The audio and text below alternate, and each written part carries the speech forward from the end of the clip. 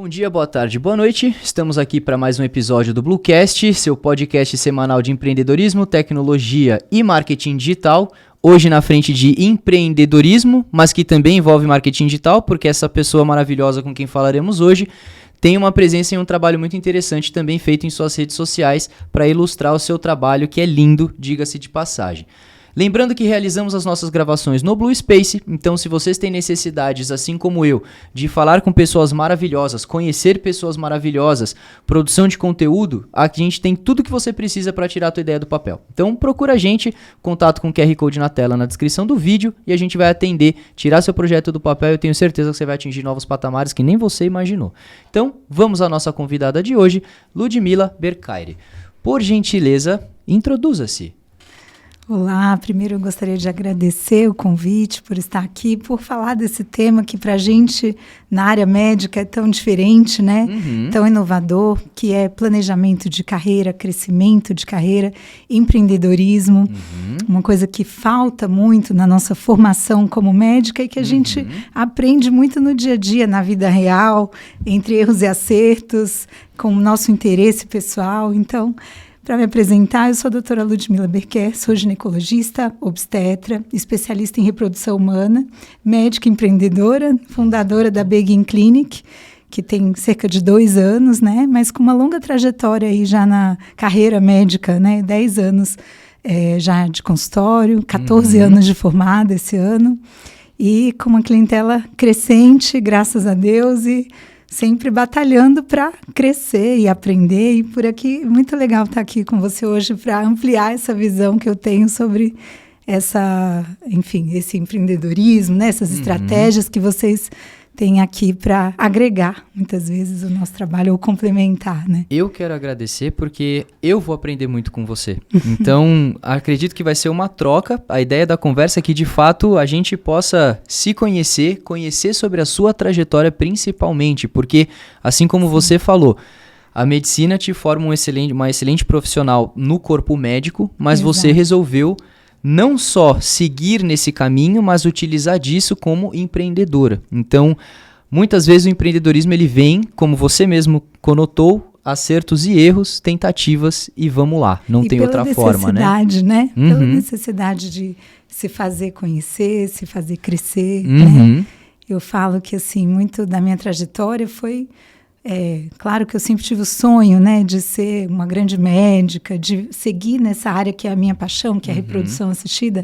Agora, como chegar lá foi um desafio, né? Como alcançar mais pessoas, impactar mais gente, fazer o meu trabalho ser conhecido. Com toda certeza. Isso, como médico, é sempre um trabalho de formiguinha, a gente fala, né? A gente ouve isso na faculdade, dos professores, dos colegas bem-sucedidos, né? Que é uma carreira longa, uma carreira lenta, que a gente demora para começar a ter um retorno do investimento que é feito na educação, para começar a ter uma clientela, consultório legal. E que hoje a gente tem o marketing digital como um aliado. Com toda certeza. Como um potencializador, né, dessa difusão da sua imagem, da sua trajetória, da carreira. E pouco a pouco eu fui entendendo isso e aprendendo que eu precisava conhecer um pouco desse lado empreendedora. Sem dúvida. Desenvolver a minha própria comunicação, o meu jeito de falar, de me colocar. Que não foi fácil, porque no começo a gente tem muita vergonha, né? O médico, ele é formado para ser muito técnico, para ser muito formal, para ser muito sério nas suas colocações. Então, quando a gente precisa falar para um público leigo que não entende daquele assunto tão técnico, a gente precisa adaptar essa linguagem. Sem dúvida. Precisa entender como chegar até a pessoa e trazer essa mensagem, que não é uma pessoa que está de frente a nós no consultório, tete a tete, ali na mesa que você está examinando, mas como buscar informação de qualidade para a população em geral, para as pessoas que possam ter interesse naqueles assuntos que você quer trazer. Então, é um desafio. Acho que ainda a gente tem muito a crescer nessa área médica. Talvez vocês deveriam dar palestras para os estudantes, né, para o pessoal nas faculdades, porque acho que ajudaria muito uma geração mais nova de médicos que já sai. A gente vê que tem alguém já com talento, né? Tem pessoas que, de forma inata, já vem com essa programação, esse dom. Mas de fato, eu acho que é uma ferramenta que hoje em todas as áreas a gente precisa conhecer, precisa, enfim, aprender e usar isso, por que não, né? Em prol da nossa própria profissão. Com toda certeza. Para trazer o bem para o outro, que no fim é nosso intuito. E, por exemplo, você falou uma coisa agora na sua colocação que eu achei super interessante, que vocês médicos são formados para serem muito técnicos. É uma pergunta com uma ênfase, na verdade, né? Com embasamento. O que eu enxergo é que talvez isso aconteça porque é uma área que talvez não seja tão aberta a erros, né? Porque os erros vai causar um impacto muitas vezes negativo na vida de uma pessoa. Então, vocês são formados para serem muito técnicos porque vocês assumem uma responsabilidade muito grande. Então, vocês precisam incorporar esta pessoa técnica mais séria para passar, talvez, a segurança que a pessoa precisa ter quando ela vai num consultório conversar com você. Mas existe um segundo ponto que é o lado humano da coisa. Então, as pessoas naturalmente, quando buscam médicos, eles estão fragilizados. E aí, se conectar com essa pessoa no nível de fragilidade, muitas vezes requer que você quebre essa barreira. Como é isso? Eu acho que, assim, eu aprendi isso na faculdade, né? Eu tinha um grande mentor, que inclusive foi paraninfo da minha turma, que ele falava isso, que nunca se esqueçam que na frente de vocês estão pessoas, que vocês precisam sempre ser humanos antes de tudo. Então, eu acho que isso, um bom médico, ele não pode ser só técnico, ele precisa cuidar da pessoa que está na frente dele. Isso, eu diria que é a principal qualidade do médico, a principal característica que a gente precisa ter para entrar nessa área. Porque o técnico a gente aprende, né? Você estuda, você tem bons mestres, entra em boas faculdades, faz bons cursos, mas o lado humano muitas vezes é algo que não se aprende, ou vem de casa, né? Ou vem da pessoa, né? A gente tem que gostar de pessoas, como a gente falou um pouco lá nos bastidores, que você também tem isso, né? Na sua área, a gente precisa primeiramente ser humano e se colocar no lugar do outro, né? Entender a fragilidade que o outro pode estar passando, em qualquer situação, não só num diagnóstico duro, como você mencionou, em situações de vida ou morte, mas também em situações que a pessoa está emocionalmente fragilizada.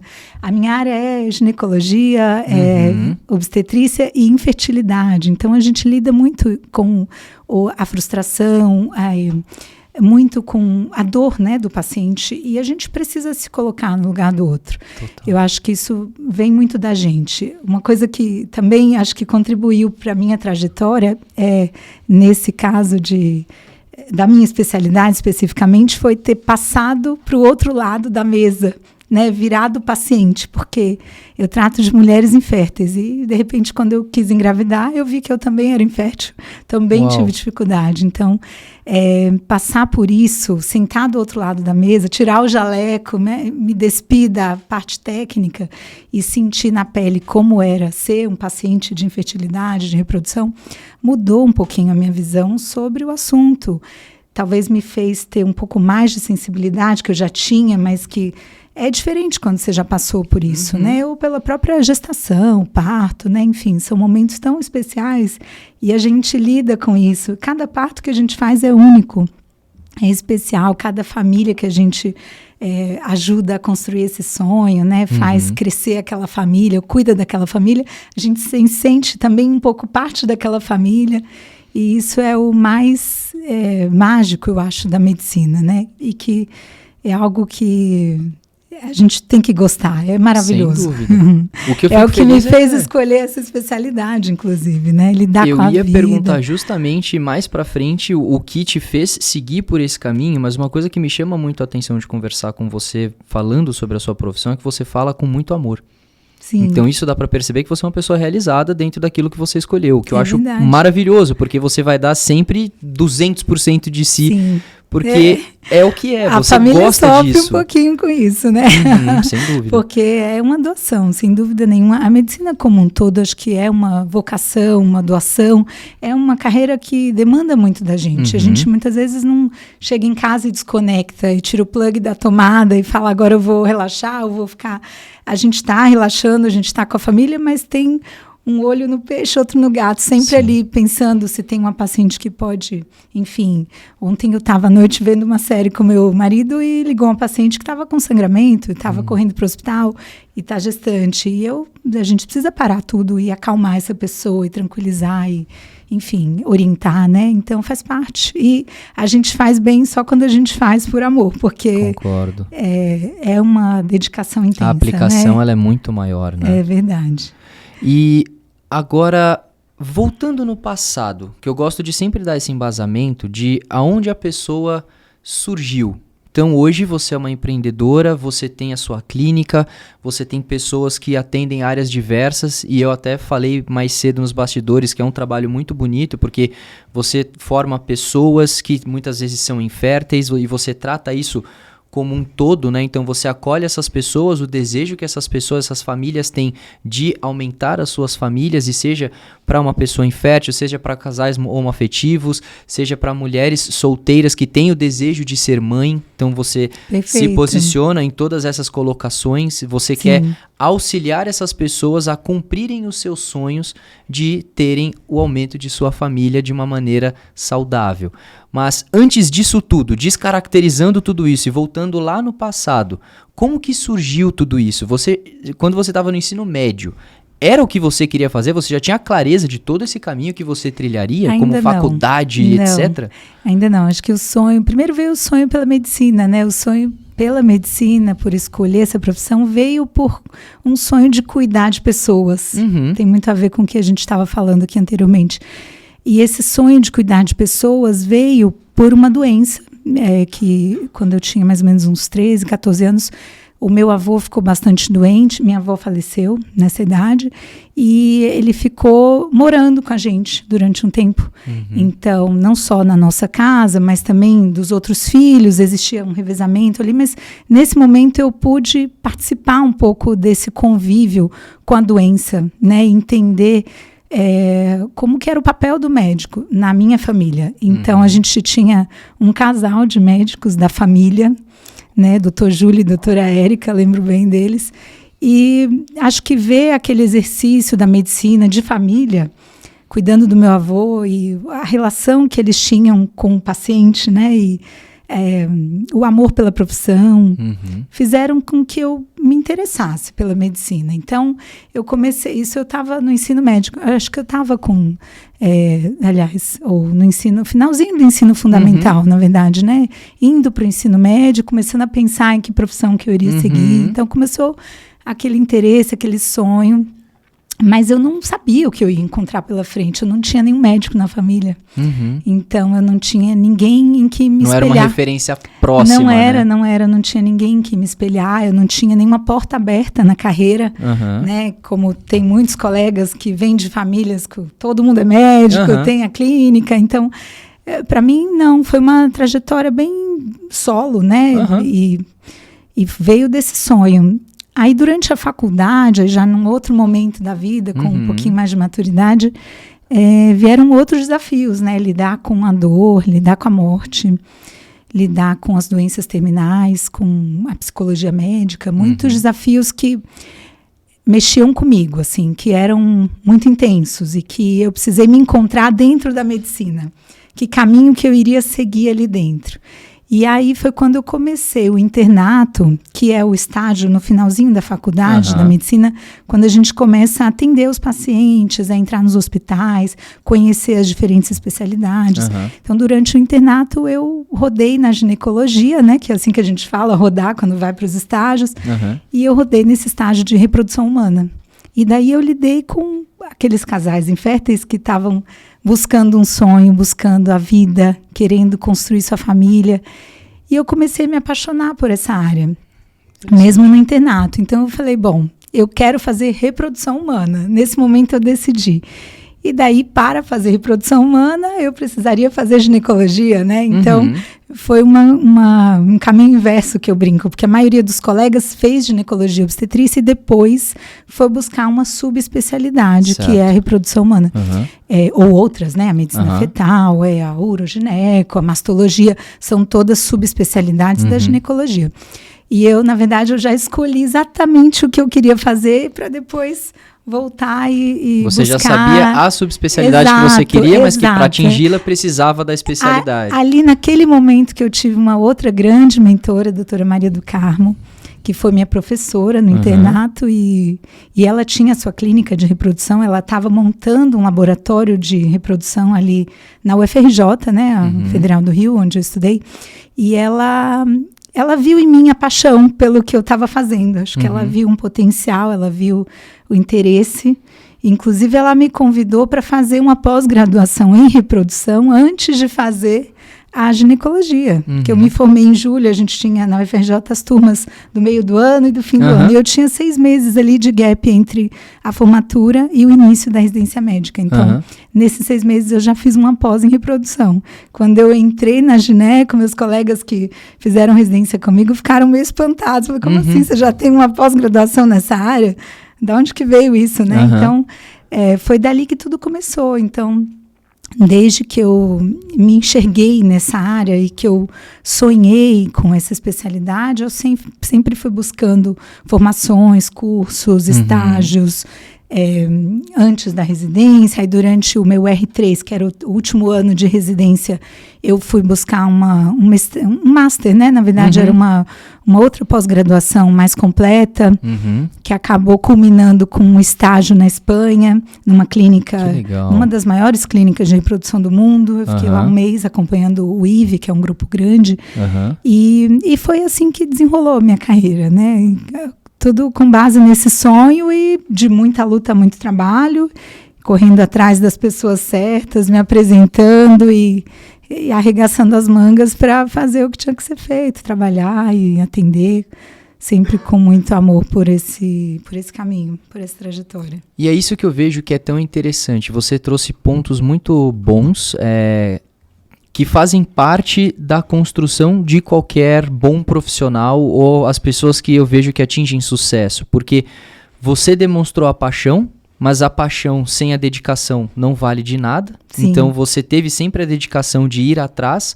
Um outro ponto certo, indo atrás das pessoas certas e estando nos lugares certos. E isso te abriu portas. Então você teve mestres que orientaram você para o caminho certo, e a presença dessas pessoas nas nossas vidas também faz uma grande diferença, né? Porque elas, dentro daquilo que fazem, são capazes de identificar que nós somos diamantes a serem lapidados, e elas nos ajudam nesse processo de lapidação. Com certeza. E muito interessante que você foi guiando a sua trajetória para isso. Uma curiosidade que eu tenho, nessa época que você estava na faculdade, teve a pós-graduação entre o período de começar a residência e tudo mais, você já se via empreendedora ou em algum momento, por exemplo, quero ter a minha clínica, ou você via, por exemplo, uma carreira dentro de uma medicina num grande hospital? Como que foi esta construção da versão empreendedora da Ludmila? Eu sempre tive o sonho de ser uma boa médica, uma grande médica, uma médica realizada, mas talvez o sonho de empreendedora foi algo construído, né? Assim, acho que não era tão claro para mim naquele momento. Qual seria essa? Eu sempre quis, eu brinco assim, eu vim para São Paulo, eu passava pela Avenida Brasil, um dia eu vou ter uma clínica aqui. Que legal. Mas como chegar lá era uma incógnita, mas acho que esse sonho de empreendedora vem disfarçado por um sonho de realização, né, profissional. Sem dúvida. E que na medicina isso não é muito claro para a gente, né? O médico se forma, ele quer ser um bom médico, mas ele não tem muitas vezes uma clareza de como construir um consultório bem-sucedido, ou que passos ele precisa dar, quais são os caminhos, porque a medicina é uma formação muito técnica e falta no nosso currículo matérias ou, né, informações sobre gestão, sobre marketing, sobre, enfim, construção de carreira, como tem em várias outras profissões, carreiras, né, isso muito embasado ou muito forte. Na nossa área não é tão claro assim. Então, acho que acaba sendo uma construção gradual, né? Primeiro eu quis ter um consultório, depois uma clínica de reprodução. Então, a coisa foi crescendo pouco a pouco até o que a gente tem hoje, que é uma equipe multidisciplinar, do jeito que eu acredito que é o jeito certo de fazer a medicina, que o paciente tem o tempo para ficar com a gente, para ser examinado, para que a gente dê tempo de qualidade e quantidade de tempo que a gente precisa mesmo, pelo menos 1 hora, né, com o paciente para conversar, examinar, enfim, fazer uma consulta completa, checar os exames. Então, hoje, sim, eu posso dizer que eu cheguei onde eu gostaria, mas sempre existe um caminho a ser traçado, né? Sempre existe algo além, sempre existe crescimento, sempre existe coisas para a gente aprender e evoluir. E muitas vezes um caminho sinuoso, né? Porque Sim. a gente não sabe para onde a vida vai nos levar, da maneira que vai nos levar. Então, por mais que nós tenhamos o objetivo bem trilhado, é por meio das experiências que a gente vai viver no dia a dia que a gente vai saber quando a gente vai chegar lá ou como a gente vai chegar lá, né? Exato, acho que você resumiu em uma frase o que eu tentei responder num texto. É exatamente isso. Quando você me pergunta, você já se via ali? Talvez eu sonhava em estar ali, mas eu não sabia como ia ser aquela trajetória, né? E o lidar na versão humana da Ludmila? Porque até aqui a gente falou sobre a sua construção numa vida acadêmica, então uma estudante de medicina, já com um sonho na parte ginecológica, mas ginecológica porque você já ia ainda mais na entranha da coisa, você queria a reprodução. Sim. Então você já tinha ali uma trajetória na sua cabeça. Como que foi a construção da parte humana da coisa, do saber lidar com uma faculdade de medicina, que muitas vezes não é uma faculdade fácil, é muito técnica, ela exige estudo e dedicação integral no período da faculdade, e aí você, até no período de formação, pré-residência, emendou numa pós, por exemplo. Então, como que foi a sua construção na percepção humana da coisa? Olha, me formei em medicina, eu tinha 23 anos de idade, era muito jovem, né? Então, para a medicina é uma idade quase recorde, né? Muita gente se forma com 28, 27, 30. É uma carreira longa, né? A gente tem 6 anos de faculdade, 3 ou 4 anos de residência, dependendo da especialidade. No meu caso foram 4, né? 3 anos de ginecologia e obstetrícia e mais 1 de reprodução humana. Então, aí a gente já está falando em 10 anos de formação. E aí, na sequência, eu fiz também um mestrado na área de reprodução. Então, foram 12 anos seguidos ali de dedicação e é uma formação difícil. Então, em muitos momentos eu precisei de ajuda. Na minha rede de apoio, da minha família.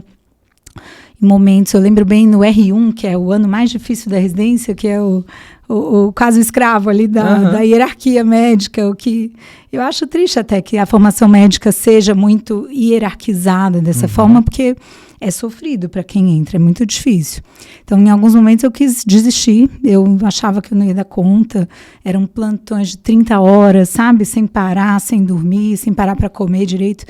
Então, em momentos eu precisei de ajuda, eu precisei até de terapia, né, para me manter firme ali, para me entender dentro daquela especialidade, para enxergar que a vida não seria sempre daquele jeito. Sem dúvida. Foi muita dedicação e continua sendo, porque a gente nunca para de estudar, nunca para de viajar, ir em congressos e fazer cursos, enfim, eu precisei conciliar do lado humano, né, o meu mestrado com o fato de me tornar mãe. Então, eu ia para a Unesp, que é a Universidade Estadual Paulista, eu fico em Botucatu, o campus, que é uma grande faculdade de medicina aqui de São Paulo. E o meu mestrado ele foi com a casuística das pacientes do Hospital da Mulher, que é onde eu fiz toda a minha formação, o centro de referência, né, de saúde da mulher, onde eu fiz gineco, reprodução. E a casuística, ou seja, os pacientes do estudo, da pesquisa, eram daqui. Eu tinha um mestre que era o Dr. Mário Cavanha, que hoje falecido, mas que foi quem me abriu grandes portas na reprodução. Legal. E quem me incentivou sempre desde o R1 lá na GO, porque ele operava com os residentes de gineco também, e ele falava, não, segue em frente, vai passar, vai melhorar, você tem o dom, você tem essa... E ele viu em mim um talento, mesmo como você falou, e me ajudou a lapidar. Então, foram 12 anos que eu fui conciliando ali, né, nessa década dos 23 até os 35, a minha carreira, essa evolução da carreira, o meu casamento, o fato de virar mãe Enfim, e ter a segunda filha, né? Eu tenho 2 meninas. Então, foi sempre tentando equilibrar os pratinhos, como eu falo para as minhas pacientes. Mulheres, a gente tem muitos papéis para equilibrar, para cumprir, né?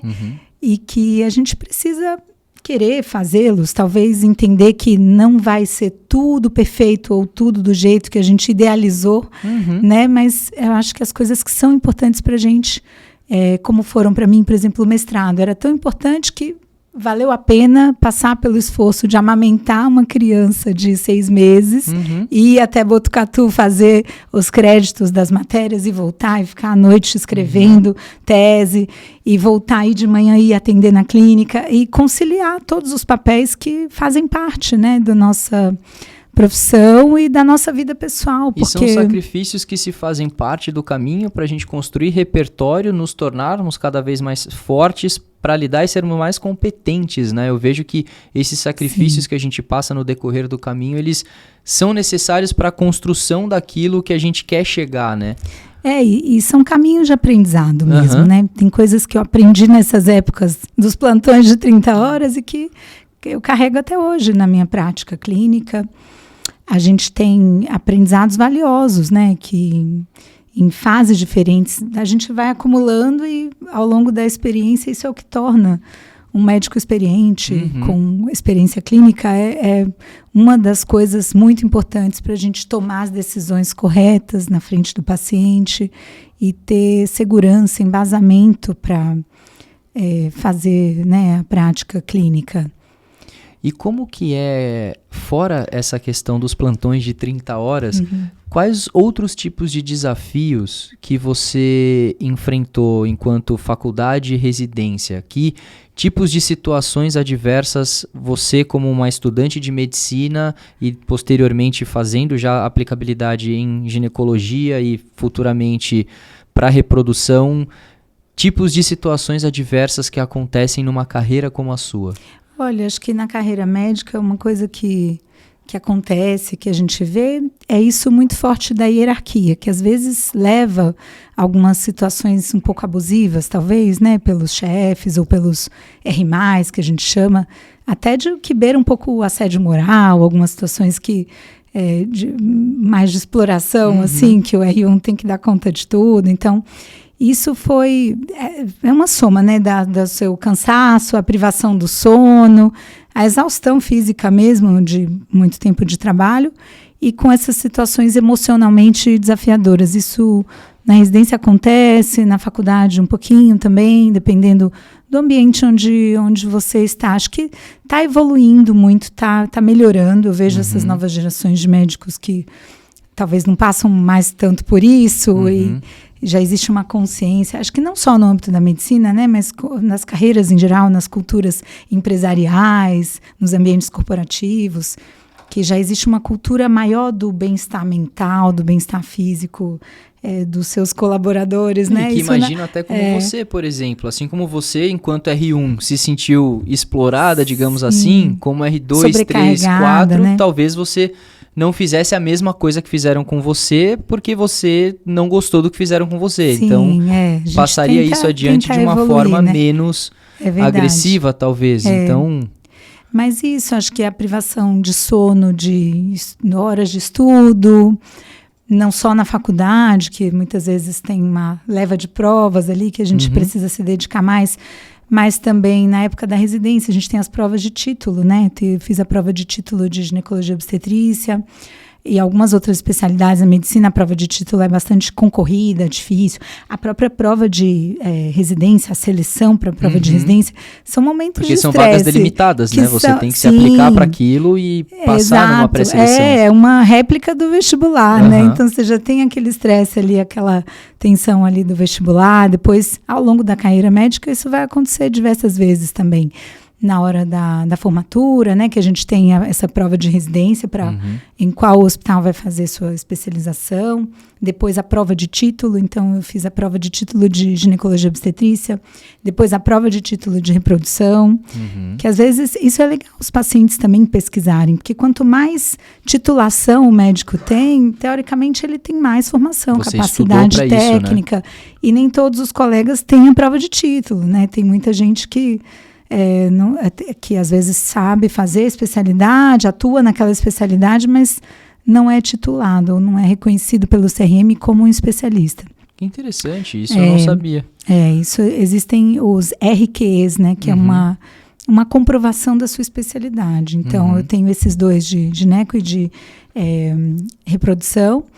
E depois, bom, a gente tem também o mestrado, a defesa de tese. Então, são muitos momentos que são intensos, né? No são sentido provações, de... você tem que, de fato, provas, se aplicar muito para aquilo. Chamaria de provas, né? Exato. São muitas provas no caminho. E muita dedicação, né? E constantemente reciclagem, aprendizado, porque a gente se forma, se especializa, faz o mestrado ou eventualmente o doutorado, mas você não pode parar por aí. Você tem que estar constantemente atualizado, lendo artigo científico. Existe um trabalho que é o atendimento ao paciente, existe um trabalho que é essa reciclagem técnico-científica e existe o trabalho que é empreendedorismo, que é a gestão dessa clínica ou desse ambiente, né? Que bem você como você trouxe, não é algo que você aprende, é algo que você constrói. Ou talvez que até para aprender você vai estudar em uma vertente diferente daquilo que você viveu até aquele momento. Para se aliar com as pessoas certas, né? Construir uma rede com, enfim, outros profissionais afins da área e que possam complementar o nosso papel. Sem dúvida, assim como você falou que tem algumas outras especialidades na sua clínica também, né? Que acredito que você conte com essas pessoas a qual você consegue confiar para poder compor todo esse trabalho humanizado que você entrega na clínica, né? Hoje na nossa equipe a gente tem um urologista para atendimento dos casais inférteis, dos homens, né? Porque a gente acredita que a infertilidade é um problema do casal, conjugal e não só da mulher. Então a gente tem essa visão ampla, né? E investiga o casal. A gente tem uma psicóloga para trazer todo esse apoio emocional, acolhimento. A gente tem uma nutricionista, porque existe um papel fundamental também da preparação da mulher, do homem, né, daquele casal que quer engravidar, para uma pré-fertilização ou uma pré-concepção, para poder se preparar e que o organismo esteja nas melhores condições nutricionais. Inclusive, isso pode ajudar no sucesso do tratamento, aumentar as chances. E mesmo depois da gravidez, né, ao longo do pré-natal, do acompanhamento até o parto, existe um trabalho também nutricional. E toda uma equipe de acolhimento, concierge, uma enfermeira, que a gente tem esse apoio para conseguir fazer essa especialidade, né, de reprodução. E o que é bastante interessante é você aborda em muitas das suas falas justamente essa questão humanizada da coisa. E isso eu acho que talvez seja o que mais me chamou a atenção dentro de todo o amor que você entrega dentro do seu trabalho, que é justamente as pessoas chegarem a você, imagino o tanto de história diferente que você já participou e que basicamente você ajuda essas pessoas, independente de suas naturezas ou daquilo que elas chegam até você, a elas concretizarem os sonhos delas.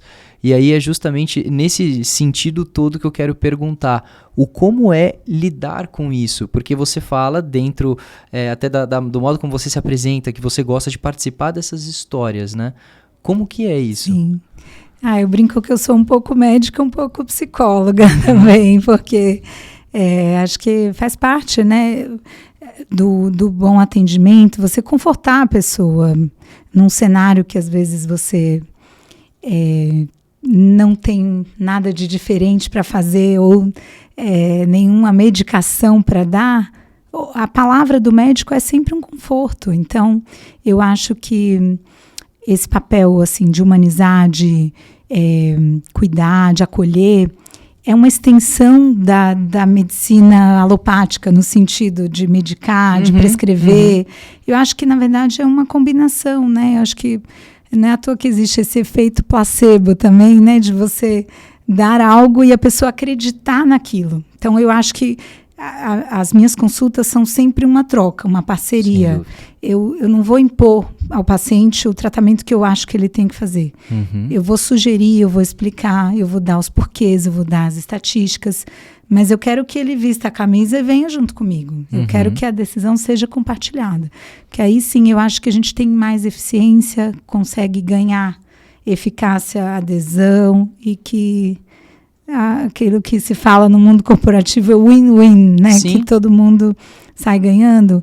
Eu acho que a medicina é uma relação humana. A gente está muito no papel de guia, de mentor, de tutor, né, do paciente, de entregar ali, igual quando eu vou escolher, por exemplo, um método contraceptivo. Eu tenho uma bandeja com todos os métodos que existem. E eu vou sentar com a mulher e vou falar, olha, nessa fase da sua vida, a gente tem essa opção. Faz sentido para você? Esse aqui tem esses prós e esses contras. Então, a gente tem que encontrar, porque não existe um método perfeito. Então, existe um método ideal para aquela mulher, para aquele momento de vida. E é isso, e às vezes ao longo da vida vai mudando, né?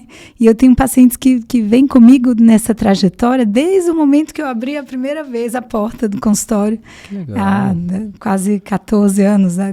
Enfim, 13 anos atrás, e que seguem comigo até hoje, que na época eu não tinha nem...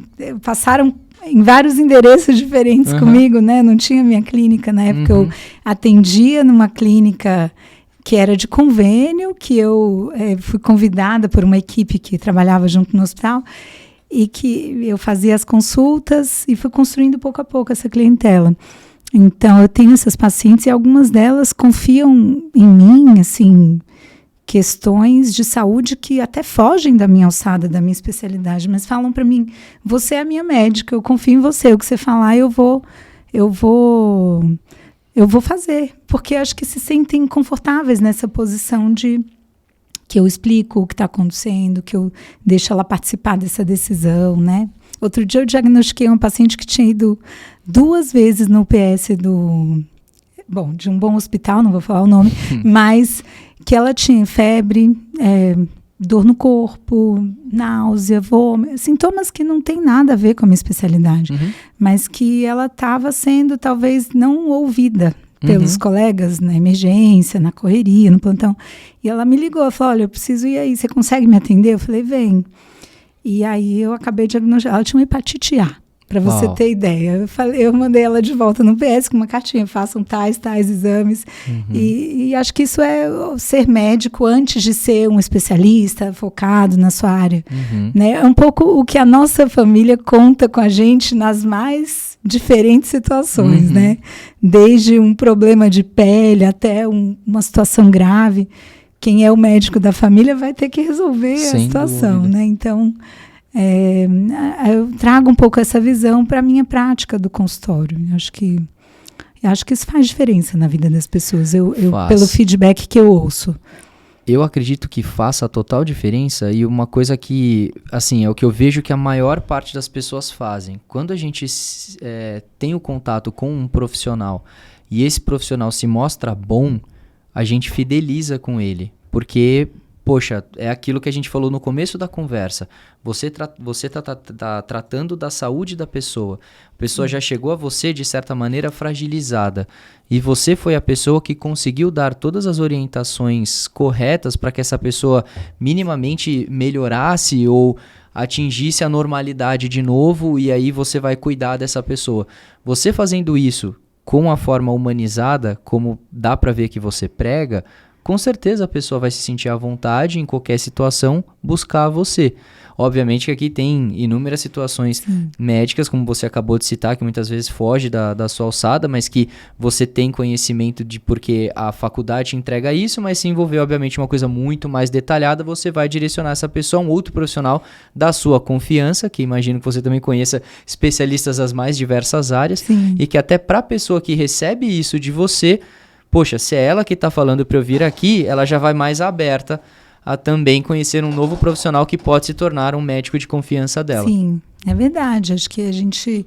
ninguém caminha sozinho, né? A gente precisa contar sempre com equipe, com colegas, e ter essa rede para poder entregar tudo que o paciente precisa.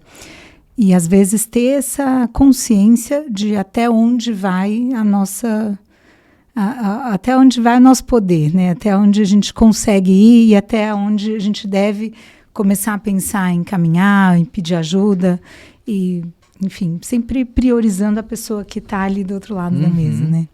E a parte empreendedora agora da abertura da clínica efetivamente? Como que a gente chegou nisso? Quando você abriu, você fez algum tipo de curso? Por exemplo, eu vou abrir minha clínica, cheguei à conclusão que eu quero seguir esse caminho. Você foi atrás de algum curso, alguma coisa que poderia te especializar naquilo? Ou foi, vamos ver como é que vai acontecer e aí eu vou me adequando, trocando a roda do carro com o carro em movimento? Uma coisa que hoje eu escuto muito no meio corporativo. É isso, né?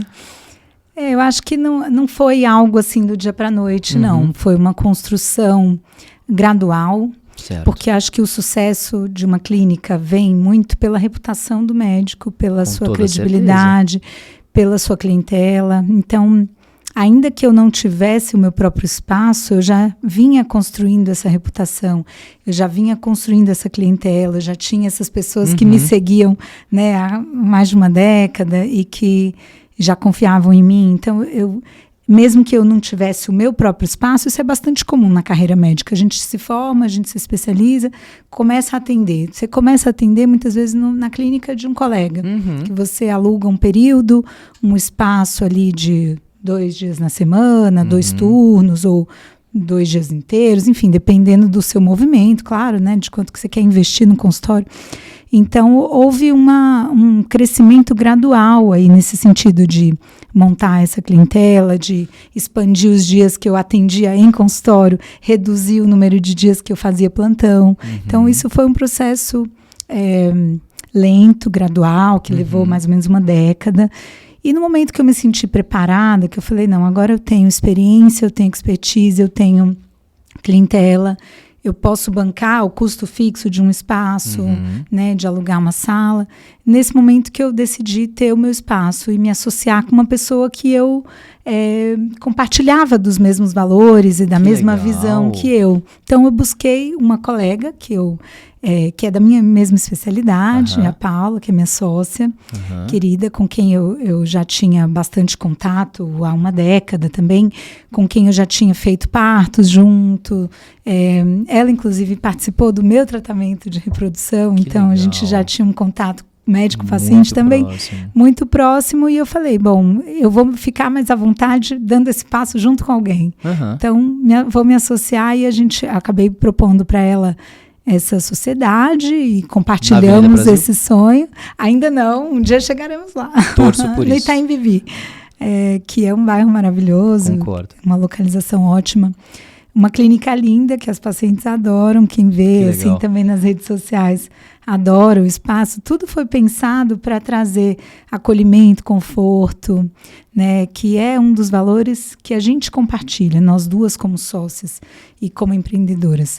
E fomos montando gradualmente essa equipe, né, de pessoas parceiras para atuar nessa área. Fomos nos associando com outras pessoas afins, um bom contador, uma boa advogada, um bom gestor, pessoas que foram nos ensinando e nos apoiando em outras áreas que a gente não dominava e que até hoje não tem um domínio total, porque acho que o médico não vai fazer tudo, né? A gente precisa contar com esse apoio de outras áreas, assim como, por exemplo, o marketing digital. Eu venho investindo também um certo tempo, né, bem antes de montar a minha clínica, na minha imagem, na divulgação do meu trabalho e contando com pessoas que estão engajadas com isso e, enfim, acho que é tudo uma construção, não é? Total. Vou abrir uma loja, né? É diferente, Sim. Não é assim do dia para a noite que esse sonho se realiza, né? E que você precisa ter todas essas outras pessoas, cada um especialistas dentro das suas competências, porque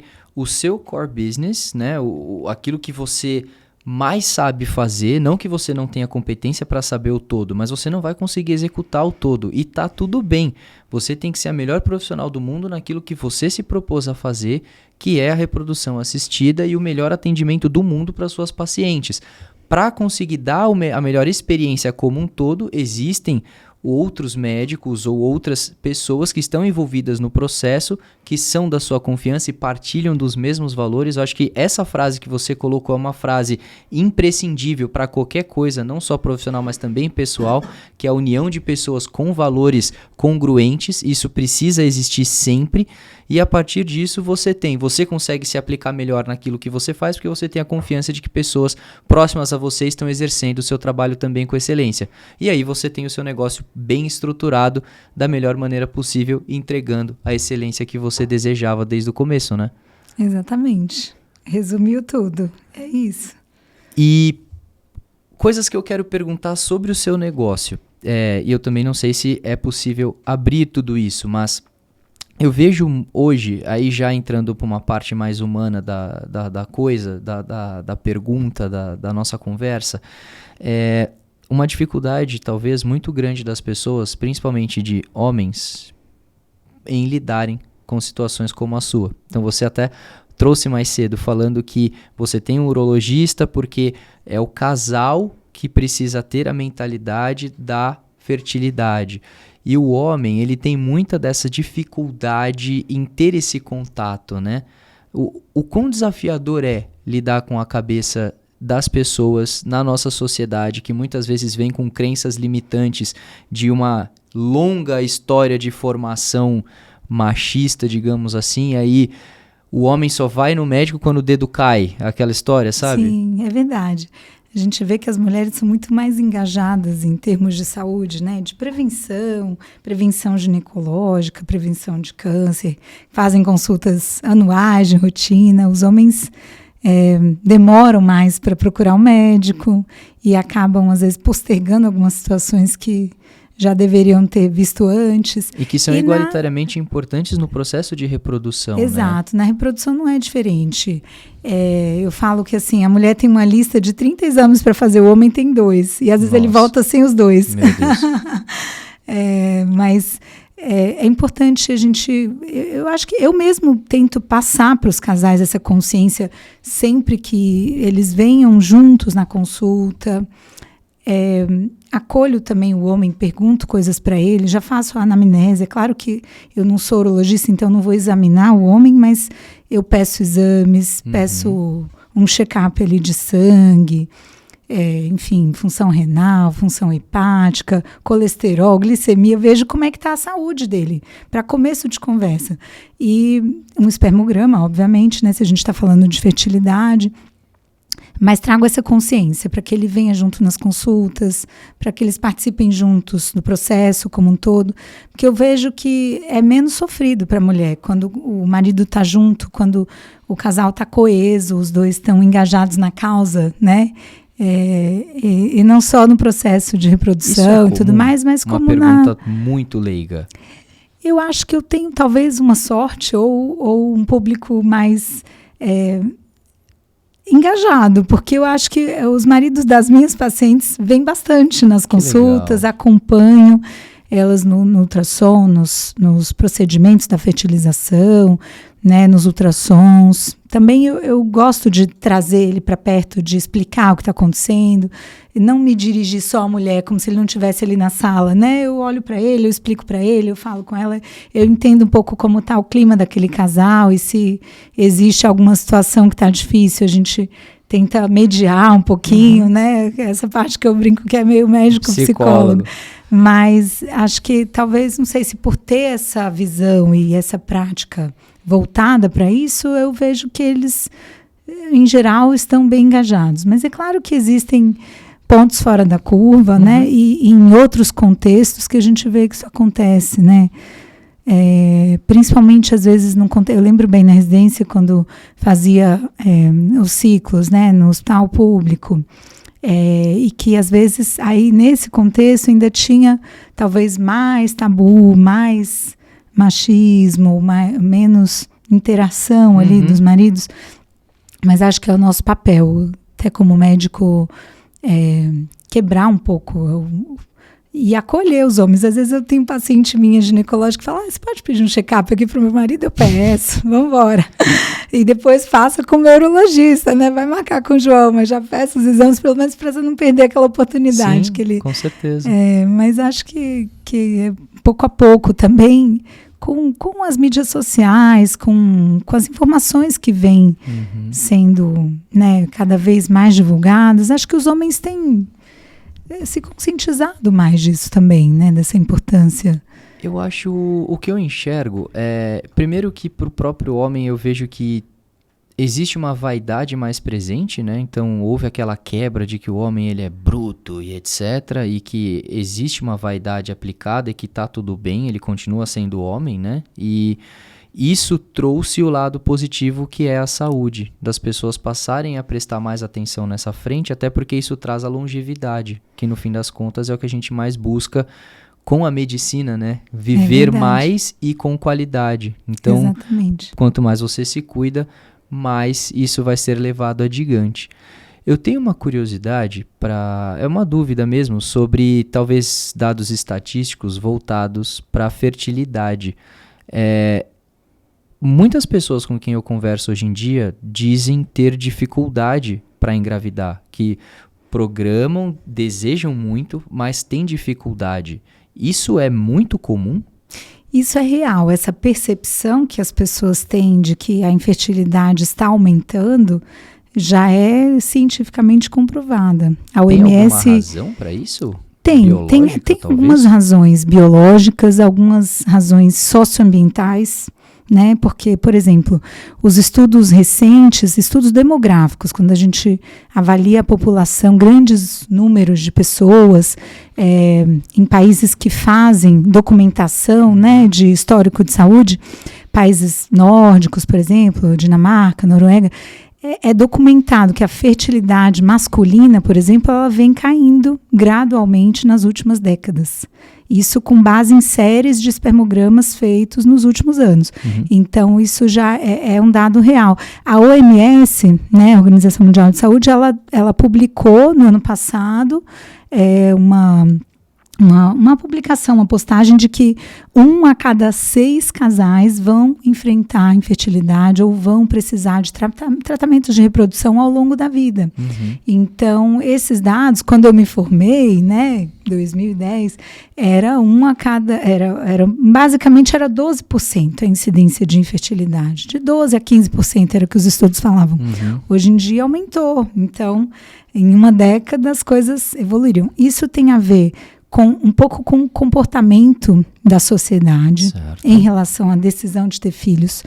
Hoje a gente vê como a entrada da mulher no mercado de trabalho e com a valorização, né, dessa percepção do trabalho pela mulher, a valorização da sua carreira, a priorização desses espaços. A gente vê que as mulheres postergam cada vez mais a gestação, contando com a reprodução assistida para quando for necessário. E a gente precisa quebrar um pouquinho esse tabu, que não é bem assim. A gente não vai contornar 100% o efeito do envelhecimento ovariano fazendo uma fertilização, por exemplo. Então, talvez precisa haver uma consciência de que, sim, a fertilidade é finita, né? A gente nasce com um número de óvulos definido e vai perdendo esse estoque ao longo da vida. Então, se existe um desejo reprodutivo futuro, a gente precisa se programar, eventualmente congelar óvulos ou acompanhar a sua reserva ovariana, né? Entender que existe um timing ali para a gente não se perder nessa organização, nesse planejamento pessoal / profissional, né? Que as duas coisas vão estar geralmente sempre juntas, né? E existe também um outro componente que contribui para essa perda de fertilidade global ou essa acentuação da infertilidade mundial, que é um pouco ligado às condições socioambientais, por exemplo, exposição a poluentes, que são muitas vezes disruptores endócrinos. O que é isso? São moléculas que entram no nosso corpo e que podem levar a um desequilíbrio hormonal, por exemplo, que contribuem para a infertilidade também. Então, poluição do ar, ar, poluição de exposição a toxinas, né, plástico, tudo que está ao nosso redor, maquiagens, cosméticos, tudo que é muito alimentos industrializados, ultraprocessados, nada disso é bom para a saúde e, consequentemente, também não é bom para a fertilidade. Que interessante. Então, existe esse componente também responsável. É interessante, porque é o que eu comentei, eu vejo hoje muitos casais que têm o desejo, têm dificuldade, e interessante que existem dados estatísticos comprovados que realmente isso vem acontecendo, isso está cada vez mais difícil, e realmente acho que hoje nem todo mundo tem toda essa composição que você comentou da maneira mais saudável possível, e aí se faz extremamente necessário uma assistência como a sua para a pessoa identificar aquilo que traz todas essas complicações para que isso flua da melhor maneira. E aí justamente perguntar como é o desenvolvimento do seu trabalho de fato, como que é desde o acolhimento desse casal, obviamente você já comentou que faz a anamnese, todas essas coisas, mas você pode contar como que funciona essa jornada dele nas suas mãos? Olha, primeiro a gente precisa identificar o momento, né, daquele casal, se é um casal que está no momento, por exemplo, já se preparando para uma possível gravidez, ou se é um casal que não quer engravidar naquele momento, está pensando em postergar, porque a gente vai ter estratégias e conversas diferentes com cada público, com cada pessoa que nos procura. Por exemplo, uma conversa com uma mulher infértil que já está numa jornada para engravidar é diferente de uma conversa com uma mulher independente, autônoma, executiva e que quer postergar a gravidez, justamente. Então, o primeiro passo é a gente identificar em que momento da vida aquela pessoa está, diante daquele momento, como que é a sua reserva ovariana, como é o seu estoque de óvulos, por exemplo, para a gente identificar qual é o patamar de fertilidade, como que as coisas estão caminhando do ponto de vista biológico, atuar muito na prevenção nesses casos também, né? Evitar a exposição a situações que possam piorar com a idade. Por exemplo, se eu vou conversar com uma mulher e eu vejo que ela tem cólica, eu vou pesquisar se ela tem endometriose, vou valorizar aquele sintoma, porque quanto antes é feito esse diagnóstico, menor a consequência dessa doença para a fertilidade, que é uma doença que, se não tratada, progride com o tempo e pode evoluir para uma infertilidade. Então, acho que passa um pouco por essa questão da prevenção, da individualização, né, de em que momento a pessoa está. E aí a gente vai ter um arsenal sempre de possíveis tratamentos. Na reprodução a gente tem os tratamentos de baixa complexidade, que é o namoro programado, o coito programado.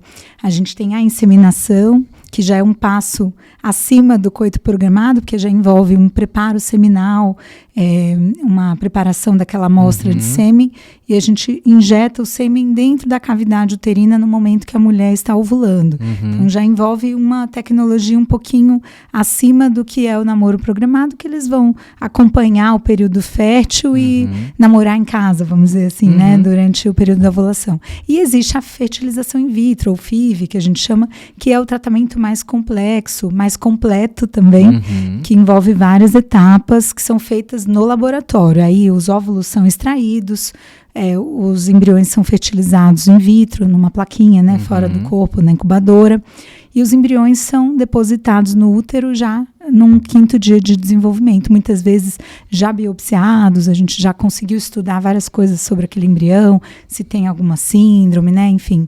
Então, acho que um pouco como eu falei ali da contracepção, a gente pode oferecer as diversas opções que existem para esse casal, entender de acordo com as individualidades do casal, quais são as especificidades do caso, qual é o melhor tratamento para aquela pessoa que está na nossa frente, porque, por exemplo, atender um casal que é jovem, que tem 30 anos, que tem uma alta reserva de óvulos, é diferente de atender uma mulher que já tem uma endometriose avançada, que já tem uma reserva de óvulos baixa, que já está tentando engravidar há 3 anos. Então, vão ser estratégias diferentes, né? E escolhas diferentes, mas sempre bem individualizadas. Acho que essa que é a palavra-chave ali na definição dessa jornada, é ouvir o outro e individualizar o melhor caminho para traçar ele em conjunto. Que legal, que legal. E o individualismo faz com que a pessoa também se sinta especial, né? Porque é talvez uma das situações que para muitas pessoas pode se considerar a mais especial da vida, que é gerar uma vida, né? É verdade. E como a gente tem esse conceito, né, de acolhimento, e é uma clínica pequena, não é uma clínica que é, como eu ouço às vezes de algumas pacientes, eu fui em tal lugar e tudo, mas eu me senti um número, uma produção em série. E aqui é diferente, aqui eu me sinto ouvida, né? Eu me sinto especial, é isso que você falou. Então, é a nossa visão, e o fato de sermos uma clínica, quase que eu brinco, uma clínica boutique, assim, muito para um público específico, né? Que quer ser acolhido, que não quer entrar nessa rede de, né, produção em série. Acho que no fim ninguém quer, né? Na verdade, mas eu acho a gente isso sempre mais maravilhoso do seu trabalho, com todo respeito. Exato, acho que isso é um grande diferencial no mundo que hoje, né, as empresas estão começando a enxergar isso, né? Que o cliente, né, quando você está vendendo um produto, a gente estava falando mais cedo que você trabalha com vendas. Então, cada cliente quer se sentir único e quer se sentir especial, e na medicina não é diferente. Acho que isso é uma sensação, um sentimento humano. Todo mundo quer ser especial, né? Justo. E único. E não só isso, num momento de geração de vida, né? Porque é uma decisão que envolve muita coisa pro casal, porque dali em diante a vida vai mudar. Você está gerando um ser, e que a partir dali é o que eu escuto. Eu quero passar por essa experiência, estou programando passar por essa experiência. Acho que o nosso contato não veio à toa, porque eu vou precisar. Vamos bater eu e minha papo esposa depois do podcast. Seremos possíveis pacientes, porque aí. a gente está na fase de planejamento justamente para um futuro muito próximo. E, enfim, tem inúmeras condições que depois eu lhe trago, mas o principal é: a gente quer ir num lugar o qual nós sejamos acolhidos de fato, porque é um momento especial para o casal, né? Estamos dando um próximo passo de gerar uma vida, e que a gente quer fazer isso da melhor maneira possível. É, na minha concepção, uma das coisas mais bonitas que a vida permite, né? E uma das decisões mais importantes da vida, né? Porque o fato de ter um filho ou o fato de não ter um filho são decisões que mudam toda uma vida dali para frente, com né? Toda certeza. Do casal, da pessoa. Então, acho que eu compartilho da sua visão, que é um momento muito especial, a gente precisa tratar ele como tal. Como tal, justo. Mais uma vez, retomando a parte empreendedora da nossa conversa. Olhando para o que você já conquistou até agora, eu sei que um dos objetivos é acabar na Avenida Brasil. Sim. O que você enxerga que você enfrenta de desafios na sua clínica hoje? O que você os considera desafios, por que você os considera desafios, e os próximos passos? Olha, acho que um dos desafios de qualquer clínica sempre é atrair novos pacientes e se manter numa crista da onda, né? Vamos colocar assim. Então, isso acho que passa um pouco, que caminho seguir. Acho que sempre buscar novos networkings. Agora eu tenho dado várias entrevistas para alguns programas de TV, estou aqui com você hoje. Então, isso faz parte, né, de divulgar esse trabalho. Construção da sua própria autoridade. Exato, né? da imagem, né? E se fazer ver por outras pessoas. A gente está em São Paulo, é uma cidade enorme. Sim. Tem muitos médicos, tem muitas clínicas e muitos pacientes também. E tem público para todo mundo, mas a gente precisa achar o nosso e fazer essa pessoa nos encontrar. Então, acho que esse é um desafio constante, é um trabalho diário, e acaba sendo uma coisa que exige a nossa dedicação ali offline, né, na vida real, no dia a dia com o paciente, mas online nessa prospecção, nessa divulgação, e que é algo que às vezes é mal visto na medicina. Então, tem muitos colegas médicos que falam, esse é o médico blogueirinho, ou é o médico que está... Isso é mal visto? Muitas vezes sim, porque às vezes você pode perder um pouco a credibilidade do lado acadêmico. Tem muita gente que investe muito em marketing e não investe em formação técnica, científica. Entendi. Então, é um equilíbrio sutil, né, que precisa ser feito, porque eu acho que um bom médico que é puramente técnico-científico, nos tempos atuais, ele pode cair num ostracismo e ninguém saber que ele é brilhante. Então, a gente precisa sempre equilibrar esses dois lados da moeda. Entra na máxima do quem não é visto não é lembrado, né? Exato. Só que a medicina nunca foi assim, né? Ela passou a ser assim de, acho que 2 décadas para cá, né? Antes era a indicação do boca a boca, Exato. do médico de confiança, da família, ou da amiga que foi, ou do livro do convênio, seja lá qual for o método de divulgação, mas não era certamente rede social. Assim como não era em outras áreas também, né? A gente pode identificar que talvez esse comportamento venha por uma disrupção dos grandes hospitais como instituições e os profissionais saindo, assim como você, para uma carreira independente? Porque eu vejo que talvez tenha correlações. Eu vejo do passado, na época dos meus pais, por exemplo, até deles para trás, que era mais difícil você encontrar clínicas independentes e bons profissionais estavam vinculados a hospitais de nome. Sim. Então, se você quisesse ter acesso a isso, você ia para grandes hospitais. Essas pessoas, bons profissionais, passaram a se desvincular aos grandes hospitais e seguir a carreira solo, abrindo as suas próprias clínicas. E aí, sendo esse negócio, porque o hospital ele já é grande, ele tem o seu próprio nome e todo mundo fala sobre um grande hospital. Podemos aqui em São Paulo citar vários, mas a partir do momento que a pessoa se desvincula dessa grande instituição e ela passa a ter que trabalhar em carreira solo, por mais que ela tenha a clientela dela e que ela tenha um nome importante, passa-se necessário a ser trabalhado o tal do marketing, porque ela precisa se fazer valer como empresa, porque antes ela tinha a chancela de uma grande instituição e agora é ela por ela. Será que tem a ver essa movimentação? Faz bastante sentido o que você falou, e na reprodução isso acontece também, porque antes o mercado era dominado por grandes clínicas de reprodução e hoje muitas dessas clínicas se tornaram laboratórios abertos aos médicos externos, certo. Que é uma espécie de uma parceria que existe entre o médico que tem a sua clínica, mas não tem necessariamente um laboratório de reprodução, que é um investimento que está em outro patamar, que é um mini hospital, né, vamos dizer assim, e que existem várias clínicas nesse padrão, boutique, menor, mais intimistas, mais acolhedoras, mais próximas do paciente e que usam laboratórios que existem só para fazer o procedimento no dia em si. Então, isso é um movimento que aqui em São Paulo, por ser uma cidade do porte que tem, né, do tamanho que existe, isso é bastante comum. Posso ser mais curioso ainda e perguntar, por exemplo, como vocês se conectam a esse potencial cliente de vocês? O famoso boca a boca ainda existe, né? O que a gente falou sobre isso de indicação, acho que um bom médico é lembrado. Então, existe grande parte dos pacientes que vêm por uma indicação de colegas, de amigos, de familiares, de pessoas que passaram por aquilo e que gostaram do atendimento, foram bem acolhidos e que vão recomendar. Esse então, é o melhor dos mundos, né? É o melhor dos mundos, né? Já foi testado e aprovado, né? Mas...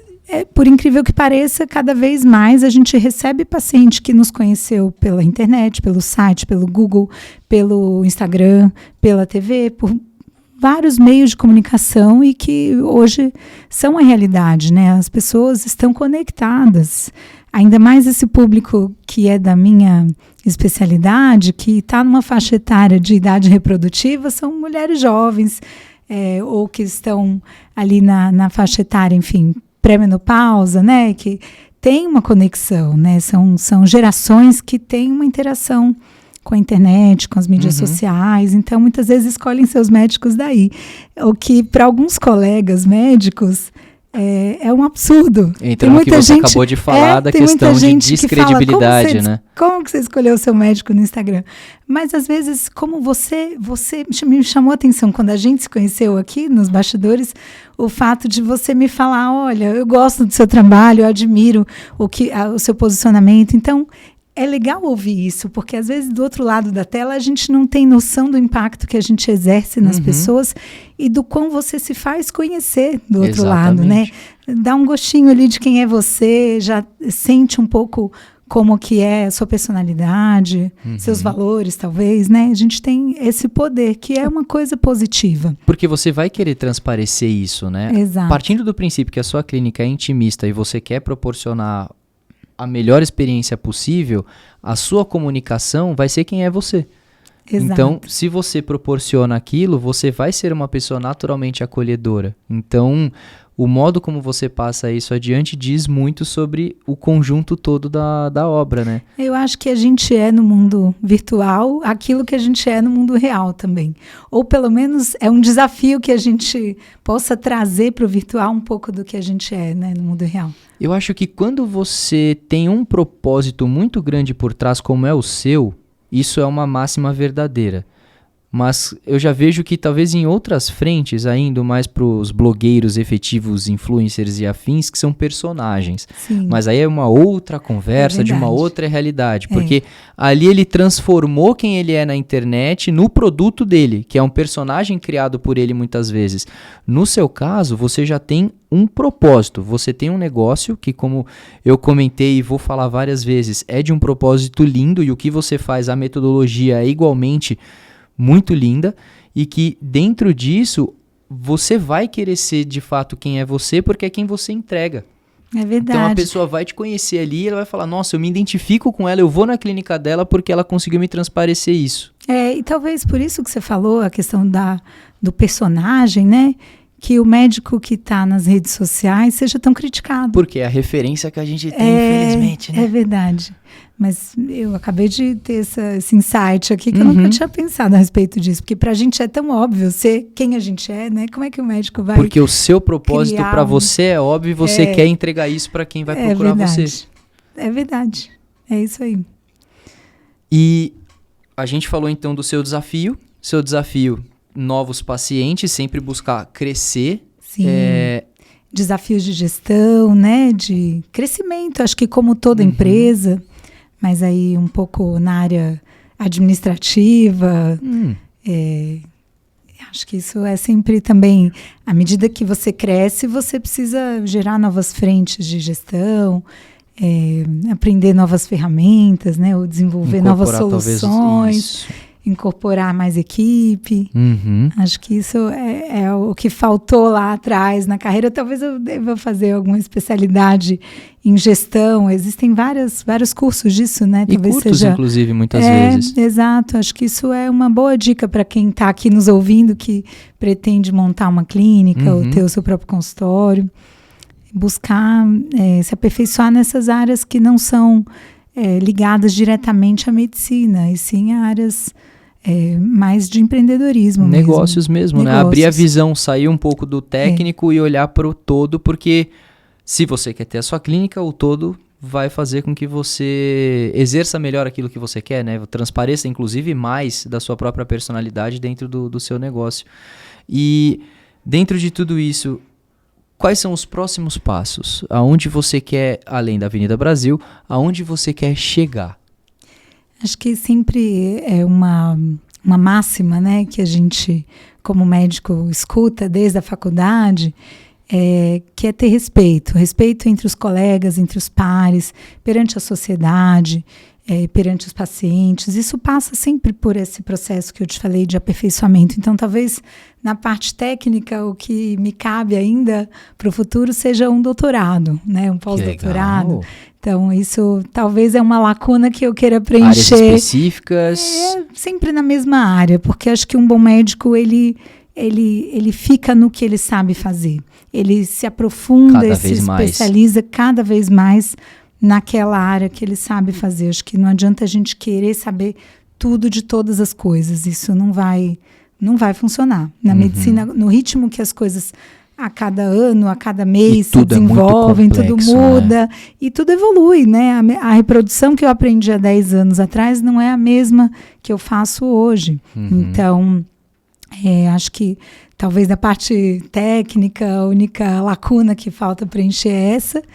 E da parte empreendedora, é isso que a gente falou, né? Crescer, aumentar a equipe, aumentar o ponto, aumentar a clínica e ser cada vez mais conhecido. Acho que esse que é o objetivo. E até a título de curiosidade, né? Eu vi que o seu mestrado, ele foi na área de continuidade da fertilidade para pacientes em oncologia, né? Sim. Que a título de curiosidade são pacientes com tumores benignos ou malignos, mas sempre ligados ao câncer, né? Exato. Então, o que é uma coisa extremamente delicada e que também é uma doença que cada vez mais se vê sobre, né? Pessoas acometidas com cânceres de alguma natureza. Sim, o câncer de mama é a segunda neoplasia mais comum no Brasil e no mundo. Então, é justamente sobre esse tema que eu falei no meu mestrado, sobre preservação de fertilidade em mulheres com câncer de mama. Então, a gente tem a possibilidade, através da reprodução, de congelar os óvulos dessas mulheres e preservar a fertilidade delas para o futuro. Isso se chama preservação oncológica de fertilidade. Então, é um dos públicos que nos procura e que a gente consegue trazer, muitas vezes, muita esperança num momento que é muito difícil da vida, né? Porque às vezes, o próprio tratamento disso é muito... Talvez seja o momento mais desafiador da vida daquela mulher, e a reprodução vai trazer um olhar de esperança, de fé, talvez, para o futuro, né? De que ela acredite na sua própria cura e que ela possa passar por aquilo, porque um dia ela tem o sonho de ser mãe. Então, é muito bacana poder ajudar essas mulheres, poder contribuir. Então, é uma das coisas incríveis que a gente consegue fazer através da reprodução. Uau!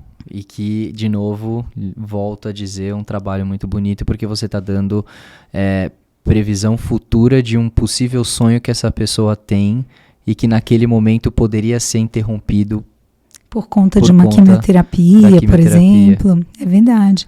E hoje a gente sabe que o câncer de mama, se ele for detectado precocemente, tem uma chance de cura que gera em torno de 98% nos estágios iniciais. Então, essas mulheres vão sobreviver, muitas delas, se forem jovens, vão ter toda uma vida pela frente, né? E às vezes a visão sobre a fertilidade ela é esquecida. Os oncologistas, muitas vezes, a gente tem sempre o desafio de divulgar para os colegas, de reforçar essa importância do encaminhamento precoce dessas mulheres para o centro de reprodução, para que isso não seja negligenciado, porque a gente ouve isso das pacientes. Recentemente eu tive um relato de que a paciente passou com a nossa equipe e ela falou: olha, vocês foram anjos, vocês mudaram a minha vida no momento que eu estava mais fragilizada, no momento mais difícil da minha vida, eu consegui ter esperança por conta de vocês, porque vocês estão acreditando que eu vou ficar bem, que eu vou voltar aqui para usar esses óvulos congelados, então também vou acreditar. Então, acho que passa um pouco por isso também, né? Esse apoio, além do tratamento oncológico, que nesse contexto é o mais importante que ela tem a fazer, mas a gente consegue combinar as duas coisas sem prejuízo nenhum, pelo contrário, só com benefícios para o paciente. E que a gente, eu costumo dizer que boa parte da nossa vida, de um modo geral, ela vem com aquilo que a gente acredita, né? Então, você acabou de falar uma coisa muito bonita e importante, que é o relato da pessoa que se via muitas vezes sem esperança, mas que vocês deram essa esperança para ela. A partir do momento que ela passa a acreditar, se a probabilidade de cura era 98%, ela ganhou mais porcentagens ali, porque ela está se propondo a passar pelaquela situação também. Quanto mais forte e mentalmente preparado nós estamos, a gente consegue encarar todas as coisas melhor, né? Sim, então, os desafios da vida, né? É muito bonito tudo isso. Assim como a gente pode fazer total diferença no atendimento, por exemplo, de um casal ou um público LGBTQIAP+, que muitas vezes são pessoas que sofrem preconceitos na sociedade, desde que se colocaram, né, ou que se reconheceram nessa situação, né? E que a gente tem que ter toda uma sensibilidade, um cuidado, um acolhimento específico para essas pessoas e que passa pela humanidade, como a gente falou, né? Desde o início, que deveria ser uma condição de todos os médicos, mas a gente vê que não é. E nem todas as clínicas oferecem um bom suporte para essas pessoas, ou que elas não se sintam julgadas, ou que elas não se sintam, enfim, vítimas de preconceito, por qualquer que seja a razão, né? E cada vez mais a gente tem pessoas que se aceitam e se assumem nessa posição e que, né, a gente tem vários recursos na reprodução, não só para preservar a fertilidade, por exemplo, num caso de um homem trans que deseja preservar a sua fertilidade para o futuro. ele pode realizar o congelamento de óvulos e futuramente usar esses óvulos para engravidar, né? Dependendo da composição familiar, né? Ou uma mulher trans, que é mais fácil ainda, né? Congelar o sêmen antes de fazer um processo de transição hormonal, de terapia de reafirmação hormonal. Então, a gente tem cada vez mais na sociedade uma aceitação, uma inserção dessas pessoas no mercado de trabalho, na sociedade como um todo. E são pessoas que vêm cada vez mais buscando esse desejo de construir suas famílias. Então, a gente precisa estar capacitado e ter uma visão de acolhimento e de estar lado a lado, né, das pessoas que nos procuram, independente de qualquer situação. E que reforça ainda mais a questão psicológica da coisa, né? Não só você, mas também ter outros profissionais ali, todos dentro desses mesmos valores, que é importante para que vocês consigam dar esse acolhimento 360 para essas pessoas, né? Sim. Porque são pessoas com seus desejos, mais uma vez, um dos mais bonitos que tem, que é dar seguimento a uma família de fato, né? Então, é uma coisa muito interessante. E eu quero fazer uma quebra aqui, porque a gente está falando muito sobre empreendedorismo, profissionalismo e tudo mais. E a Lu, pessoa. Então, como é que é hoje você se vê como pessoa? Então, você tem a versão empreendedora, a versão médica, a versão acadêmica. Então, a título de curiosidade, ela é preceptora também do Hospital da Mulher. Então, ela recebe pessoas que são residentes em reprodução. Mais uma das suas faces. Frentes, sim, mãe, sim. esposa. Como que é tudo isso?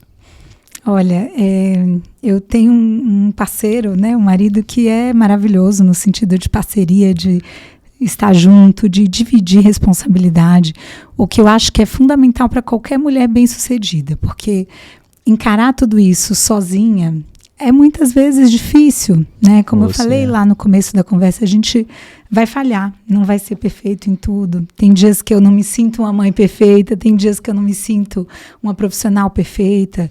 Então, a gente é humano, né? E faz parte reconhecer a nossa falha, a nossa limitação, mas acho que ter uma boa rede de apoio, começando dentro de casa, com a pessoa que a gente escolhe para estar do nosso lado, é fundamental. Eu tive a sorte também de poder contar com pessoas maravilhosas que colaboram com a nossa rotina, com o nosso dia a dia, na rotina da casa, das crianças. Isso acho que também para uma mulher empreendedora é fundamental, né? A gente não vai dar conta de tudo sozinha, mas eu tendo a ter uma visão de que eu me considero uma melhor mãe, porque eu também não estou em casa, estou trabalhando e estou indo atrás do meu sonho.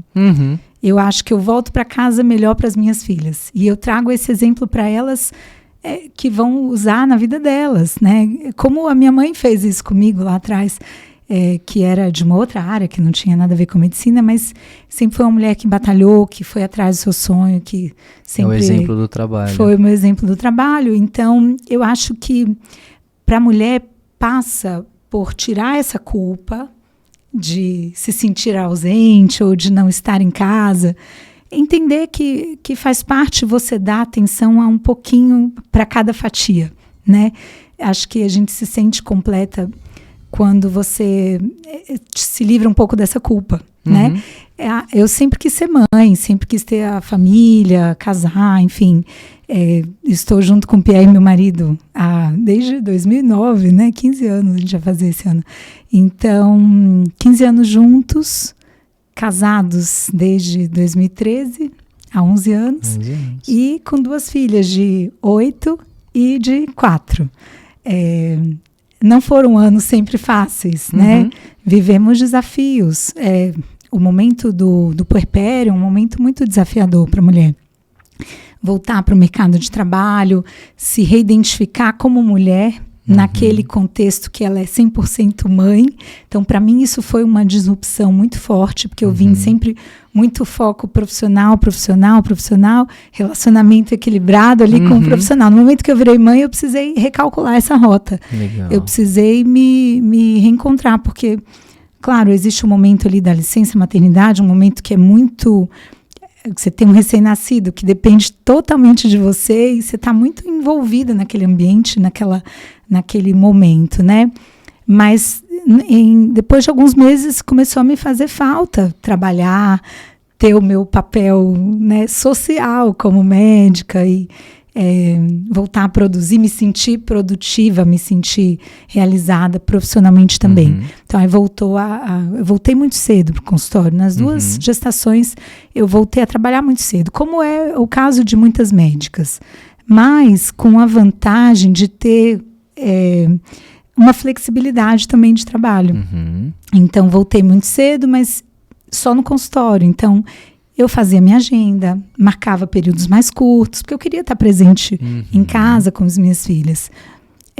Claro que no momento que eu decidi ter a minha clínica, isso aí mudou um pouquinho, né? Também hoje as meninas estão um pouco maiores e a gente consegue equilibrar um pouco melhor, porque já tem a escola, elas têm já a vida social delas também, então isso vai dando e que mais numa fase liberdade. Inicial, qualquer empresa de qualquer segmento acaba demandando muita energia e muito esforço, né? Então, exato, então foi um momento que eu precisei muito da parceria forte com o meu marido, que acabou assumindo alguns papéis além do que ele já fazia, para que eu pudesse dar o foco no crescimento da clínica, no lançamento, né, da clínica, na verdade. E que, aos poucos, isso é um trabalho diário de equilíbrio, de conversa, acho que muito passa pelo diálogo também. Sempre. Pela força da parceria que a gente tem. Tivemos algumas crises de superar momentos difíceis, né? E que faz parte também de relacionamentos longos. Acho que o que vale é a vontade que a gente tem de fazer a coisa dar certo. Como acho que é em todo relacionamento, como eu falo com meus pacientes que eu acompanho, que vejo os casamentos, como ficam depois dos filhos, né? Que passa um pouco por um momento de que o casal fica um pouco esquecido e o foco são os filhos, e depois a gente precisa se reencontrar nessa equação, né? Mas acho que o que fica mesmo é a vontade de fazer dar certo e traçar os caminhos e contar com as ajudas que a gente precisa, aceitar essas ajudas, né? Porque muitas vezes a mulher vira mãe e ela quer dar conta de tudo sozinha.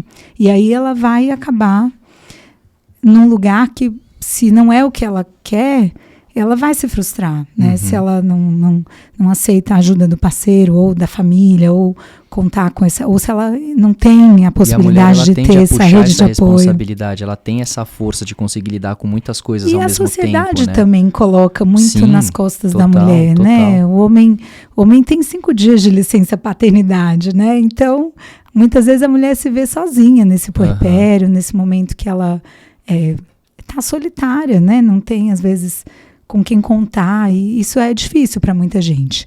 Tanto que eu vejo que muitos casamentos acabam ali no primeiro ano de filhos, né? Então, isso é uma coisa que eu cuido muito das minhas pacientes, para que elas cuidem dos seus relacionamentos. É uma fase, né? Exato, para trazer esse lado da moeda. O fato de eu ter filhos ajuda, né? Eu falo, eu também passei por isso, vai melhorar.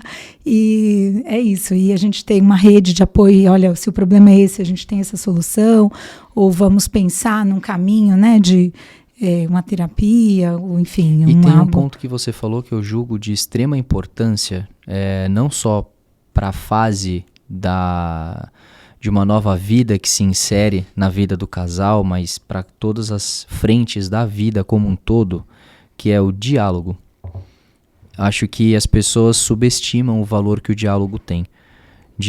Tudo bem que uma terapia é extremamente importante, mas de nada vale uma das pessoas ir à terapia, ou talvez as duas em separado, se não há o diálogo entre elas, porque elas se resolvem com um terapeuta, mas é uma com a outra dentro de casa todos os dias. Sim. E mais uma vida inserida ali no meio agora. Sim. Então, isso eu valorizo muito. Então, as pessoas precisam aprender a dar mais valor ao diálogo e serem capazes de se desarmar. Porque hoje eu também sinto isso, que as pessoas elas vão para um diálogo armadas, porque eu tenho certeza, eu sou o dono da razão. As pessoas estão mais intolerantes hoje em dia, né? E acho que os relacionamentos estão mais fugazes também. E acho que passa um pouco por isso que você está falando, da falta do diálogo, da não importância ao diálogo, porque muitas vezes a pessoa pressupõe que o outro sabe o que você está sentindo, né? E na realidade não é assim. Essa é a coisa mais maluca a gente que eu já precisa escutei. falar, né, o que está sentindo, o que está se passando pela sua cabeça. As pessoas não adivinham. Ou numa situação dessas, né, de um casal chegado na maternidade, muitas vezes existe uma situação de sobrecarga, de muitas tarefas, de privação de sono, e junto com isso, a falta do diálogo pode ser uma bomba atômica, né? Então, precisa ter um olhar compassivo, assim, para entender e se colocar na posição do outro e justamente querer que essa parceria dê certo. O diálogo vai facilitar a vida do casal, né? Porque você consegue se esvaziar, a pessoa também, e quem mais vai querer você bem do que a pessoa que está com você e apostou passar a vida com você? Teoricamente tem que fazer sentido, né? Sim. Então eu vejo que as pessoas subestimam isso, e não só na vida do casal, mas quando a gente olha para as frentes profissionais é a mesma coisa, né? As pessoas dentro de escritórios, carreiras, indústrias, clínicas, pouco diálogo, e aí a gente tem mais intolerâncias e as pessoas um pouquinho mais explosivas do que costumavam ser, e isso é o suficiente para que haja problema, né? E muitas vezes um simples diálogo resolve algo que se torna gigantesco de uma maneira extremamente simplória, né? Sim, e na era do emoji, das mensagens de texto, né? Às vezes nada substitui uma conversa, né? Uhum. Você ligar para a pessoa, você encontrar com a pessoa e falar pessoalmente o que está se passando, né? É bem diferente de você escrever e a pessoa ler sem seu tom da voz, sem saber qual que é a entonação, né? Uma mensagem pode ser mal interpretada por uma falta de clareza ali na comunicação. E na mensagem escrita sempre tem a coisa que você vai ler com o sentimento que você tá, não com o sentimento que a pessoa te mandou a mensagem. Então, se você tá bem, às vezes até uma coisa ruim pode ser interpretada como algo normal. Sim. Se você tá mal, uma coisa boa pode virar algo ruim.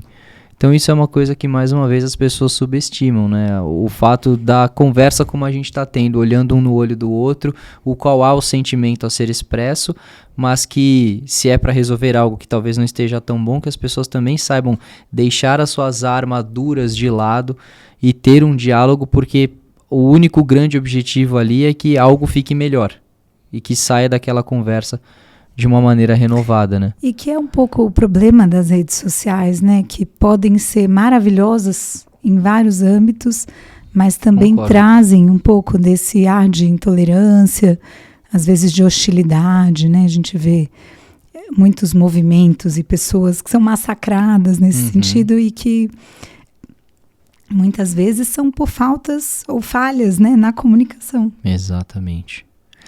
E uma pergunta a mais.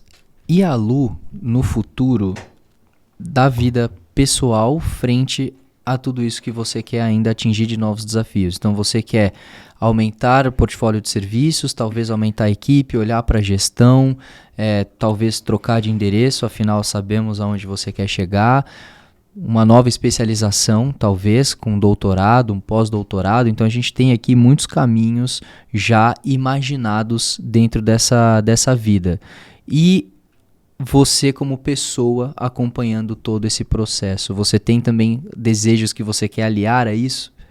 Olha, eu acho que como mãe o meu principal objetivo é que eu consiga criar minhas filhas felizes e que elas possam conseguir se encontrar na vida delas e perseguir os próprios sonhos. Então, acho que esse é um desafio como pais, que a gente precisa aprender a não fazer com que o filho replique o seu modelo de felicidade ou o seu modelo de sucesso, e que a gente consiga estimular que a criança venha do jeito que ela veio para ser, né? E que ela expresse a sua identidade, a sua individualidade.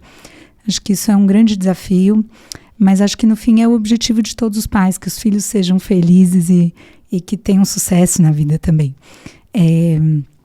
Acho que, assim, um dos pontos é sempre buscar esse equilíbrio, né, entre a vida pessoal e profissional. Acho que eu não me sentiria realizada se eu não me sentisse uma boa mãe, uma boa esposa. Enfim, eu acho que faz parte da minha realização pessoal ter uma realização profissional e vice-versa. Então, acho que eu sou uma melhor profissional porque eu estou bem em casa, com a minha família, com meus filhos, com meu marido, e porque também estou bem em casa porque eu estou bem no trabalho, né? É uma troca, porque no fim somos indivíduos. Acho que a gente não consegue dissociar o lado pessoal do lado profissional. Se você está infeliz, você não vai fazer um bom trabalho.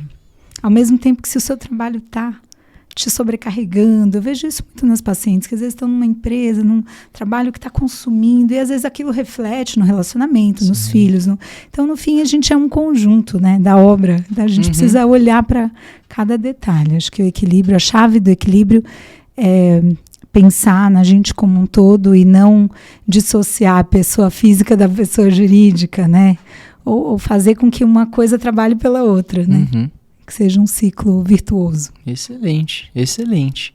Eu tenho duas últimas coisas a trazer. Uma delas é te perguntar se tem alguma pergunta que eu não fiz e que você gostaria que eu tivesse feito, ou algo que você queira dizer. E a segunda é algo que eu sempre peço para todo mundo que eu falo, que é dar um conselho para quem está assistindo, que mudou a sua vida e também pode mudar a vida de alguém. Olha, eu acho que em relação ao primeiro tópico, falamos sobre tudo. Para mim foi, como eu te falei, uma experiência muito interessante. Que legal. Estar aqui falando de empreendedorismo, falando da minha história pessoal e profissional. A gente fala muito em podcasts, em entrevistas, sobre medicina, né? Sobre temas técnicos, sobre doenças, sobre saúde, enfim. Mas falar sobre empreendedorismo foi uma novidade para mim. Então, eu gostei muito dessa troca com você, acho que foi muito rica. E em relação a um conselho que eu posso dar para quem está nos escutando, acho que eu cheguei onde eu cheguei e continuo crescendo e me sinto realizada profissionalmente porque eu fui atrás do meu sonho. Então, acho que a gente só é feliz se você vai buscar o seu sonho, se você vai trabalhar com o que você ama. É uma máxima, é meio clichê, né? Aquela história de trabalhe com o que você ama e você não terá que trabalhar nenhum dia na sua vida, mas eu sinto isso, eu sinto que quando eu saio num sábado às 7 da manhã para fazer uma coleta de óvulos, ou quando eu tenho que voltar no meio do feriado porque estourou a bolsa de uma paciente e eu vim fazer um parto, ou saio na madrugada e me acordaram porque tem alguma urgência, eu não sinto que aquilo é um peso. Eu vou feliz porque eu amo o que eu faço.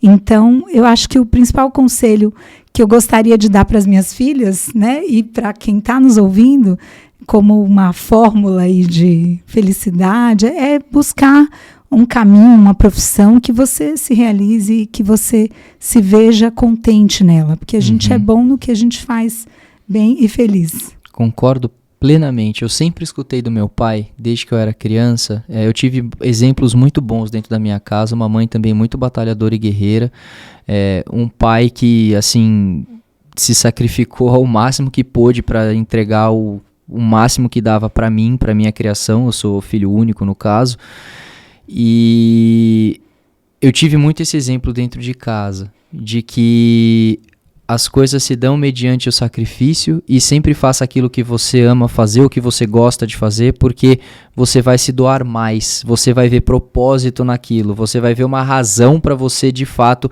se aplicar a fazer aquilo. E hoje eu me encontro nessa realidade também. Então, depois de muito tempo aí batalhando, hoje eu faço algo do qual eu amo. Uma das coisas que eu mais gosto de fazer é o que a gente está fazendo aqui. Conhecer histórias, conhecer pessoas, me conectar genuinamente com as pessoas por meio de histórias e afins. E aí, por isso que trago tantas perguntas aleatórias e diferentes, mas que eu gosto de entender não só seu lado profissional, mas a construção do seu ser, porque eu acho que é isso que é o grande charme que as pessoas têm para entregar por meio de histórias. Não existe só uma grande profissional, não existe só uma grande médica, não existe só uma grande mãe, existe a construção de uma pessoa chamada Ludmila, e ela é composta por todas essas faces que você tem. Então, enfim, é algo que eu concordo 200% com o que você falou. Você falou uma palavra que faz muito sentido para mim e que eu uso muito no dia a dia, que é propósito. Eu acho que também isso, ter um propósito, né, escolher uma profissão ou um caminho de vida, que não necessariamente precisa ser uma profissão, mas que você tenha propósito, eu acho que isso é uma chave para você estar realizado, se sentir no caminho certo e seguir trilhando esse caminho. Sem dúvida. Dá vontade, né? Exato. Excelente. Bom, uma última coisa, eu quero te deixar um brinde obrigada. pela sua visita ilustre ao nosso podcast. Espero que goste. Aqui com vocês. Já vou abrir. Por favor, fica à vontade. Uma lembrança, já imagino o que é. Aqui, ó. Uma lembrança desse nosso dia juntos. Exatamente, que não é essa.